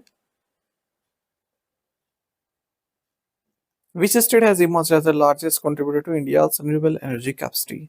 भारत की नवीकरणीय ऊर्जा क्षमता में सबसे बड़ा योगदान देने वाला राज्य कौन सा है? राइट आंसर ऑप्शन है, गुजरात। तो गुजरात लार्जेस्ट कंट्रीब्यूटर है। अगर हम इंडिया की रिन्यूएबल एनर्जी कैपेसिटी की बात करें तो हमारी जो टोटल रिन्यूएबल एनर्जी कैपेसिटी है उसका 16.50% शेयर गुजरात से है। और इस राज्य में जो इंस्टॉल्ड रिन्यूएबल पावर है वो 42.583 गीगावाट की है। और आप सभी जानते ही हैं कि हमारे देश का टारगेट है कि 2030 तक जो हमारी एनर्जी रिक्वायरमेंट है 50% रिन्यूएबल सोर्सेज से आए। नेट जीरो एमिशन हम प्राप्त करें 2070 तक। Who took oath as the new chief minister of Manipur? Manipur के नए मुख्यमंत्री के रूप में किसने शपथ ली? ऑप्शंस आपके सामने है। सही आंसर ऑप्शन डी है युमनाम खेमचंद सिंह। युमनाम खेमचंद सिंह ये मणिपुर के नए चीफ मिनिस्टर बने हैं। दो चीफ मिनिस्टर्स इनके साथ बनाए गए हैं, एक तो नेमचा किपसेन, दूसरे हैं लोसी दिखो। होम मिनिस्टर में गोविंदास कोथुजम। आप जानते हैं कि राष्ट्रपति शासन के अधीन मणिपुर रहा फरवरी 2025 के बाद से। एन बीरेन सिंह यहाँ के चीफ मिनिस्टर हुआ करते थे, उन्होंने रिजाइन कर दिया था जिस तरह से राइट्स यहाँ पर हो रहे थे राज्य में। The 13th India Kyrgyzstan joint special forces exercise Khanjar is being held at which location? Bharat Kyrgyzstan का 13वां संयुक्त विशेष बल अभ्यास खंजर किस स्थान पर आयोजित किया जा रहा है? ऑप्शंस आपके सामने है। सही आंसर ऑप्शन सी है Misamari, Assam. India Kyrgyzstan joint special forces exercise Khanjar इसका 13th एडिशन 4 से 17 फरवरी के बीच में मिसामारी, असम में आयोजित किया जा रहा है। भारत की ओर से 20 जवान पार्टिसिपेट कर रहे हैं पैराशूट रेजिमेंट स्पेशल फोर्सेस के। वहीं किर्गिस्तान से एल्ब्रिस स्पेशल फोर्सेस ब्रिगेड के जवान इसमें पार्टिसिपेट कर रहे हैं। The international day of Zero Tolerance for Female genital Mutilation is observed on which date? अंतर्राष्ट्रीय महिला जननांग विकृति के प्रति शून्य सहिष्णुता दिवस कब मनाया जाता है? राइट आंसर ऑप्शन सी है फरवरी 6। साल 2012 में यूनाइटेड नेशन जनरल असेंबली ने ये डिक्लेयर किया कि 6 फरवरी को international day of Zero Tolerance for Female genital mutilation के तौर पर मनाया जाएगा। साल 2026 में 26 है ना, गलती से 2036 लिखा गया। साल 2026 में इस डे का थीम है towards 2030 no end to female genital mutilation without sustained commitment and investment. The Reserve Bank of India has imposed a monetary penalty of what amount on Vinayaka Capsec Private Limited? भारतीय reserve bank ने Vinayaka कैप्सिक private limited पर कितनी राशि का मौद्रिक जुर्माना लगाया है? ऑप्शंस आपके सामने हैं। सही आंसर ऑप्शन बी है 1 लाख रुपीस। तो रिजर्व बैंक ऑफ इंडिया ने 1 लाख रुपीस की मॉनेटरी पेनल्टी लगाई है विनायका कैप्सिक प्राइवेट लिमिटेड पर। आरबीआई की जो डायरेक्शंस हैं एक्विजिशन ऑफ शेयर होल्डिंग और कंट्रोल से संबंधित उनका अनुपालन इसने नहीं किया है। Which of the following had the fastest growing state economy in 2024-25? निम्न में से किस राज्य की अर्थव्यवस्था 2024-25 में सबसे तेजी से विकसित हुई? ऑप्शंस आपके सामने हैं। सही आंसर ऑप्शन बी है तमिलनाडु। तो आप सभी जानते हैं Bharat fastest growing large economy है और Tamil Nadu fastest growing state economy है। अगर हम अपने देश में बात करते हैं राज्यों में 11.19% की रियल ग्रोथ तमिलनाडु में देखने को मिली है 2024-25 में। और इंडिया का सेकंड लार्जेस्ट स्टेट इकोनॉमी भी है ये। पहले नंबर पर महाराष्ट्र है, फिर तमिलनाडु है। नेशनल ग्रोथ में मेजर कंट्रीब्यूटर है तमिलनाडु। और इंडिया का जो मेजर मैन्युफैक्चरिंग एम्प्लॉयमेंट है उसमें 15% शेयर तमिलनाडु का है, हाईएस्ट है किसी भी स्टेट में। उसके बाद फिर Gujarat, Maharashtra, Uttar Pradesh. Union minister of state doctor Jitendra Singh launch the first open call of the technology development board under which fund? केंद्रीय राज्य मंत्री डॉक्टर जितेंद्र सिंह ने किस नीति के अंतर्गत प्रौद्योगिकी विकास बोर्ड के पहले ओपन कॉल का शुभारंभ किया है? ऑप्शंस आपके सामने हैं। सही आंसर ऑप्शन डी है research development innovation RDI fund. Union minister of state doctor Jitendra Singh इन्होंने टेक्नोलॉजी डेवलपमेंट बोर्ड जो कि रिसर्च डेवलपमेंट इनोवेशन फंड के तहत आता है, उसके तहत फर्स्ट ओपन कॉल लॉन्च किया है। जो ये आरडीआई फंड है ये अनुसंधान नेशनल रिसर्च फाउंडेशन का एक फंड है इंडिया में जो इनोवेशन इकोसिस्टम है उसको आगे बढ़ाना। तो आरडीआई फंड जो ये रिसर्च डेवलपमेंट फंड है एंड इनोवेशन फंड है, इसका टोटल कॉर्पस 1 लाख करोड़ रुपए का है। इंटरेस्ट रेट 2 से 4% का है। लॉन्ग और टेन्योर कितना है 15 साल का। देखिए कई सारे स्टार्टअप है भारत में, मतलब जो टेक्नोलॉजी है, कई लोग अपनी टेक्नोलॉजी बनाते हैं पर वो बंद कमरों तक रह जाती है, बाहर नहीं निकल पाती, उन्हें फंड नहीं मिल पाता, बैंक हिचकिचाते हैं पैसा देने में, अगर देते हैं तो काफ़ी हाई इंटरेस्ट चार्ज करते हैं। तो इसीलिए लॉन्च किया गया है रिसर्च डेवलपमेंट इनोवेशन फंड। कोई स्टार्टअप है, मान लीजिए एग्जांपल ले लेते हैं, किसने हाइड्रोजन स्टोरेज टेक्नोलॉजी बनाई है, अब उसको फंड भी चाहिए, ठीक है, उस टेक्नोलॉजी को धरातल पर उतारने के लिए। अब बैंक के पास जाए तो बैंक हिचक भी सकता है या फिर ज़्यादा इंटरेस्ट रेट चार्ज करे, तो वो क्या करेगा, ये जो रिसर्च डेवलपमेंट इनोवेशन फंड है इसके तहत अप्लाई करेगा और यहाँ पर उसको फंड भी मिल जाएगा और इंटरेस्ट रेट भी 2 से 4% के बीच में से देना होगा। जो ये आरडीआई फंड है, ये नवंबर 2025 में लॉन्च किया गया था गवर्नमेंट के लॉन्ग टर्म विजन के तहत, ताकि भारत में जो इंडिजिनस टेक्नोलॉजी है वो आगे बढ़ सके। Which state signed MOU with FICCI Ladies Organization, FICCI FLO, to develop an exclusive industrial park for women entrepreneurs in the state? किस राज्य ने राज्य में महिला उद्यमियों के लिए एक विशेष औद्योगिक पार्क विकसित करने के लिए फिक्की लेडीज ऑर्गेनाइजेशन के साथ समझौता ज्ञापन पर हस्ताक्षर किए? ऑप्शंस आपके सामने हैं। सही आंसर ऑप्शन डी है, आंध्र प्रदेश। तो आंध्र प्रदेश गवर्नमेंट ने मेमोरेंडम ऑफ अंडरस्टैंडिंग साइन किया है फिक्की लेडीज ऑर्गेनाइजेशन के साथ, ताकि एक एक्सक्लूसिव इंडस्ट्रियल पार्क को डेवलप किया जा सके वुमेन एंटरप्रेन्योर्स के लिए राज्य में। और 30 एकड़ वुमेन एंटरप्रेन्योर्स इंडस्ट्रियल पार्क यहाँ पर स्टेब्लिश किया जाएगा Andhra Pradesh policy for establishment of private industrial park के तहत। Park will cater exclusively to women entrepreneurs who are members of FICCI FLO, focusing on enterprise creation, employment generation, and economic independence. Where was India's first LNG diesel dual fuel demo train operationalized? Bharat की पहली LNG diesel dual fuel DEMU demo train कहाँ शुरू की गई? Right answer option C है, साबरमती। तो देखिए, Indian railways ने देश की पहली LNG diesel dual fuel demo train launch की है साबरमती अहमदाबाद में। और 1400 horse power demo train convert की जा चुकी है अब तक ड्यूल फ्यूल सिस्टम में। India and which institution have launched a 5-year country partnership framework aimed at accelerating growth and creating jobs? Bharat और किस संस्था ने विकास को गति देने और रोजगार सृजन के उद्देश्य से 5 वर्षीय कंट्री पार्टनरशिप फ्रेमवर्क शुरू किया है? राइट आंसर ऑप्शन ए है, वर्ल्ड बैंक ग्रुप। तो भारत और वर्ल्ड बैंक ग्रुप ने 5-year country partnership framework launch किया है भारत में ग्रोथ एक्सेलरेट करने के लिए और जॉब्स क्रिएट करने के लिए। तो 8 से 10 बिलियन इन्वेस्टर की एनुअल फाइनेंसिंग प्रोवाइड की जाएगी भारत को वर्ल्ड बैंक द्वारा अलग अलग सेक्टर्स में एम्प्लॉयमेंट जनरेट करने के लिए, जैसे infrastructure, energy, agri business, health care, tourism, value aided manufacturing. Which bank has a which bank has launched a global trade finance center in Kolkata? किस बैंक ने ग्लोबल ट्रेड फाइनेंस सेंटर का उद्घाटन किया है कोलकाता में? राइट आंसर ऑप्शन है SBI। तो स्टेट बैंक ऑफ इंडिया ने global trade finance centre launch किया है कोलकाता में।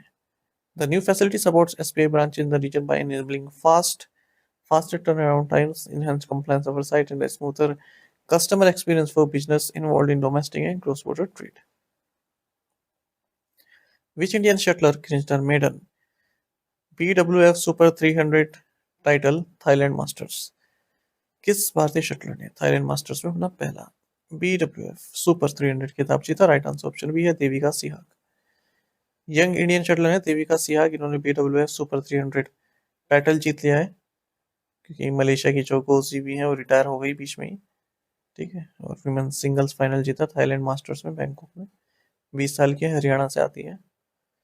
What was the rate of excise duty withdrawn by the union government on unmanufactured tobacco? केंद्र सरकार ने अनिर्मित तंबाकू पर कितने प्रतिशत उत्पाद शुल्क हटाने का निर्णय लिया? राइट आंसर ऑप्शन सी है, 18%। तो देखिए, यूनियन गवर्नमेंट ने डिसाइड किया कि वो 18% एक्साइज ड्यूटी विड्रॉ करेंगे अनमैन्युफैक्चर्ड टोबैको से। गवर्नमेंट ने गजट नोटिफिकेशन इशू किया है 1 फरवरी को, जिस दिन बजट पेश किया गया था। There will be no duty on unmanufactured tobacco or tobacco refuse, not bearing a brand name and not packed for retail sale. Which bank has entered into a distributorship agreement with HSBC Asset Management Private Limited to offer mutual fund products? किस बैंक ने mutual fund उत्पादों की पेशकश करने के लिए HSBC asset management private limited के साथ वितरण समझौते पर हस्ताक्षर किए हैं? राइट आंसर ऑप्शन सी है, central bank of India. Central bank of India ने एक डिस्ट्रीब्यूटरशिप एग्रीमेंट साइन किया है HSBC asset management private limited के साथ, ठीक है। जो HSBC एसेट मैनेजमेंट लिमिटेड है, इसके जो म्यूचुअल फंड प्रोडक्ट्स हैं वो सेंट्रल बैंक ऑफ इंडिया अपने कस्टमर्स को ऑफर करेगा, बदले में से कमीशन मिलेगा। Which state launch Mukhyamantri Gramotthan Yojana to strengthen rural governance and infrastructure? किस राज्य ने ग्रामीण शासन और बुनियादी ढांचे को मजबूत करने के लिए मुख्यमंत्री ग्रामोत्थान योजना शुरू की है? राइट आंसर ऑप्शन ए है गुजरात। तो गुजरात के चीफ मिनिस्टर हैं भूपेंद्र पटेल। इन्होंने मुख्यमंत्री ग्रामोत्थान योजना लॉन्च की है रूरल गवर्नेंस एंड इंफ्रास्ट्रक्चर को और मजबूत करने के लिए।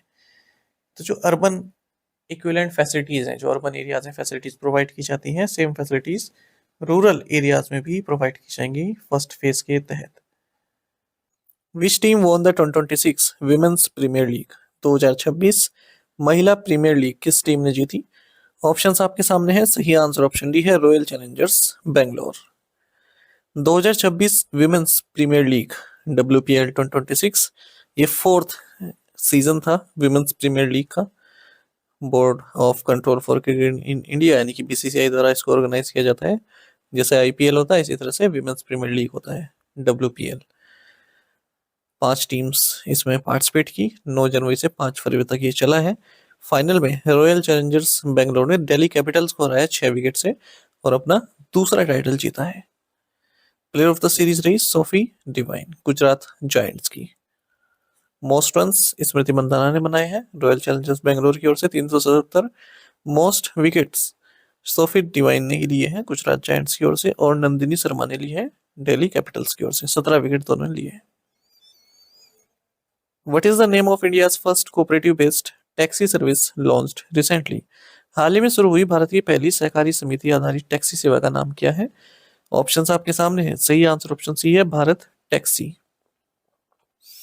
Union home and corporation minister Amit Shah, इन्होंने इंडिया का first cooperative based taxi service launch किया जिसका नाम है भारत टैक्सी, न्यू दिल्ली में। और 1200 से ज्यादा सारथीज यानी कि जो ड्राइवर पार्टनर्स हैं अलग अलग स्टेट से, उन्होंने इस प्रोग्राम में पार्टिसिपेट किया है।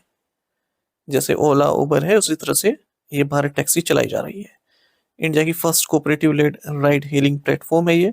Multi state cooperative societies act 2002 के तहत रजिस्टर्ड है। जीरो कमीशन और सर्च फ्री प्राइसिंग मॉडल पर ये ऑपरेट करती है। Chief executive officer Bharat taxi के विवेक पांड्या है। What decision did the Monetary Policy Committee (MPC) take regarding the policy repo rate during its 59th meeting from February 4 to 6, 2026? मौद्रिक नीति समिति ने 4 से 6 फरवरी 2026 तक आयोजित अपनी 59वीं बैठक के दौरान नीतिगत रेपो दर के संबंध में क्या निर्णय लिया है? ऑप्शंस आपके सामने हैं। सही आंसर ऑप्शन डी है kept unchanged at 5.25%। Monetary policy committee ने अपनी 59th मीटिंग जो कि 4 फरवरी से 6 फरवरी के बीच में हुई और इसमें कुछ फैसले लिए हैं। इसकी अध्यक्षता संजय मल्होत्रा द्वारा की गई जो कि गवर्नर है रिजर्व बैंक ऑफ इंडिया के। इस मॉनेटरी पॉलिसी कमेटी में जो मेंबर्स हैं वो डॉक्टर नागेश कुमार है, सुकाता भट्टाचार्य है, प्रोफेसर राम सिंह है, डॉक्टर पूनम गुप्ता है, इंद्रनील भट्टाचार्य। इन सभी ने इस मीटिंग को अटेंड किया है और इस मॉनेटरी पॉलिसी कमेटी ने यूनानिमसली यानी कि सर्वसम्मति से ये डिसाइड किया कि जो पॉलिसी रेपो रेट है उसको अनचेंज्ड रखा जाएगा, मतलब जितना पहले था 5.25% उतना ही रखा जाएगा। Standing deposit facility rate STF rate ये 5% रहेगा। Marginal standing facility rate MSF rate और बैंक रेट ये भी 5.50% रहेगा। और न्यूट्रल स्टांस रहने वाला है यानी कि आगे आने वाले टाइम में बढ़ा भी सकते हैं रेपो रेट और घटा भी सकते हैं। रियल GDP ग्रोथ का प्रोजेक्शन अगर हम देखें 2026-27 में फर्स्ट क्वार्टर में 6.9% और सेकेंड क्वार्टर में 7% बताया गया है। रियल GDP की बात करें अगर हम फर्स्ट एडवांस एस्टिमेट के हिसाब से तो 7.4% बताई गई है 25-26 के लिए। हेडलाइन CPI इन्फ्लेशन ये 0.7% रही नवंबर में, 1.3% रही दिसंबर में। CPI इन्फ्लेशन 2025-26 में प्रोजेक्ट की गई है 2.1%, फोर्थ क्वार्टर में 3.2% और फर्स्ट क्वार्टर में 4%, सेकेंड क्वार्टर में 4.2%। नेक्स्ट मीटिंग इस NPC की 6 से 8 अप्रैल 2026 को होगी। What is the multilingual tourist helpline launched by the ministry of tourism? पर्यटन मंत्रालय द्वारा शुरू की गई बहुभाषी पर्यटक हेल्पलाइन क्या है? राइट आंसर ऑप्शन डी है 1800 111 363। मिनिस्ट्री ऑफ टूरिज्म ने 24/7 मल्टीलिंगुअल टूरिस्ट हेल्पलाइन लॉन्च की है। टोल फ्री नंबर है 1800 333 363 या फिर शॉर्ट कोड भी है इसका 1363। 12 लैंग्वेजेस में इसको लॉन्च किया गया है।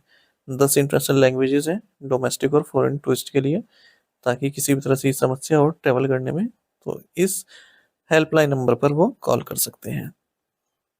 ऑनलाइन सिस्टम भी यहाँ पर इंट्रोड्यूस किया गया है। ठीक है, अप्रूवल लेना हो किसी तरह का टूरिज्म सर्विस प्रोवाइडर से। Which international institution approved an 830 million US$ loan to revamp India's ITI network.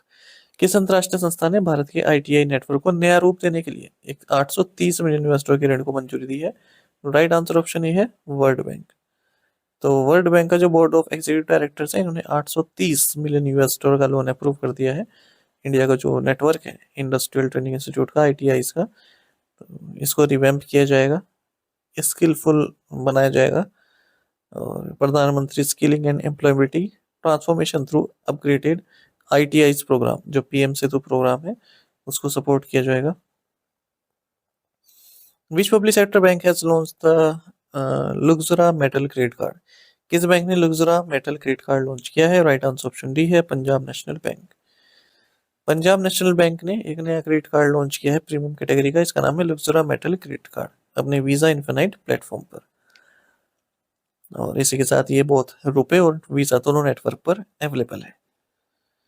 Tripura ग्रामीण बैंक लॉन्च द co-branded रुपए credit card in collaboration with which it's sponsor bank. Tripura ग्रामीण बैंक ने किस प्रायोजक बैंक के सहयोग से co-branded रुपए क्रेडिट कार्ड लॉन्च किया है? राइट आंसर ऑप्शन डी है पंजाब नेशनल बैंक। तो त्रिपुरा ग्रामीण बैंक ने अपना पहला co-branded रुपए क्रेडिट कार्ड लॉन्च किया है अपने sponsor bank Punjab national bank के साथ मिलकर। इसी के साथ त्रिपुरा ग्रामीण बैंक पहला रीजनल रूरल बैंक बन गया है उन 8 Punjab national bank sponsored RRBs में। ठीक है, और पहला RRB बन गया हमारे देश में जिसने co-branded रुपए क्रेडिट कार्ड लॉन्च किया है। तो महत्वपूर्ण करंट अफेयर है ये। Which Indian origin scientist has been awarded the 2026 Crafoord prize in जियोसाइंसेस।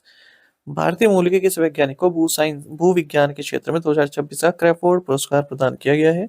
Right answer option D है Veerabhadran Ramanathan. Indian origin climate scientist हैं वीरभद्रन रामनाथन, इन्हें 2026 का Crafoord prize in geo science दिया गया है royal Swedish academy of sciences के द्वारा। इस अवार्ड को नोबेल ऑफ जियो साइंसेस भी कहते हैं। और जो रामनाथन के जो रिसर्च है super pollutants atmospheric brown clouds पर, तो उन्हीं को रिकॉग्नाइज किया गया है। इन्होंने डिस्कवरी की थी एक लैंडमार्क डिस्कवरी 1975 में, जब ये नासा में काम करते थे क्लोरोफ्लोरोकार्बन से संबंधित।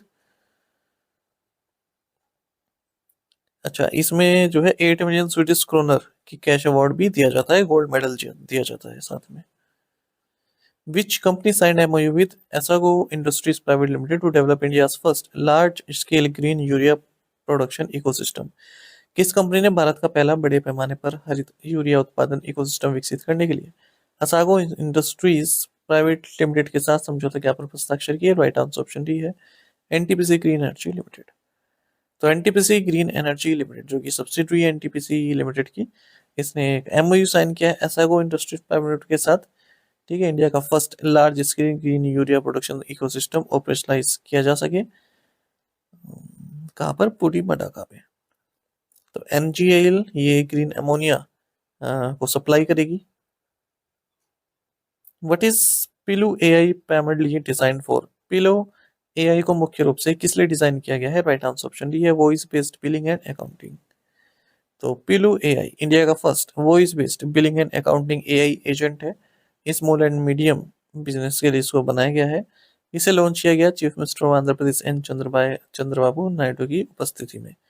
तो एक AI part billing and accounting agent है, इसको पिलू AI प्राइवेट लिमिटेड द्वारा डेवलप किया गया है, आंध्र प्रदेश की कंपनी है।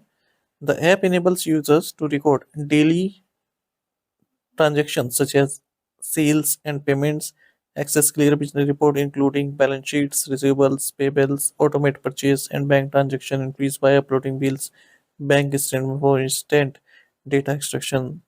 तो इन सभी को ये रिकॉर्ड करता है AI।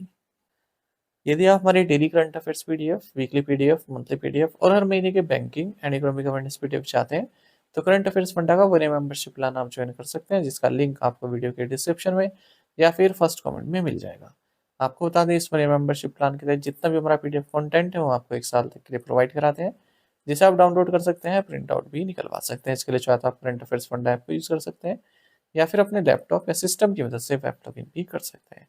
कोई भी आपका एग्जाम हो, बैंकिंग, एसएससी, रेलवे या फिर स्टेट पीसीएस, जहाँ पर भी जनरल अवेयरनेस या करंट अफेयर्स पूछे जाते हैं, सभी एग्जाम्स के लिए हमारे पीडीएफ कंटेंट काफ़ी यूजफुल है।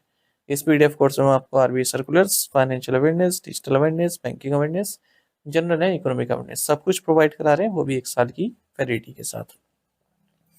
बैंकिंग अवेयरनेस कंप्लीट पढ़ाई गई है, न केवल आपके बैंकिंग मेंस एग्जाम के लिए, बल्कि अगर आप बैंकिंग इंटरव्यूज देते हैं उसमें भी आपके लिए हेल्पफुल रहेगा।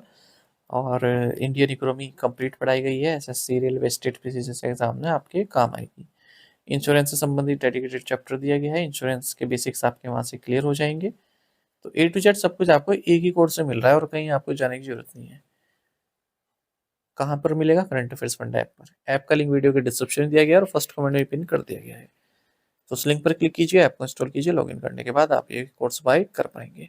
फिर भी कोई डाउट रहता है तो हमारा कस्टमर केयर नंबर है 8448169788, इस पर आप कॉल कीजिए या फिर व्हाट्सएप करके भी जानकारी प्राप्त कर सकते हैं। टेलीग्राम पर ज्वाइन करना ना भूलें, करंट अफेयर्स फंडा नाम से हमारा टेलीग्राम चैनल है। Thank you guys.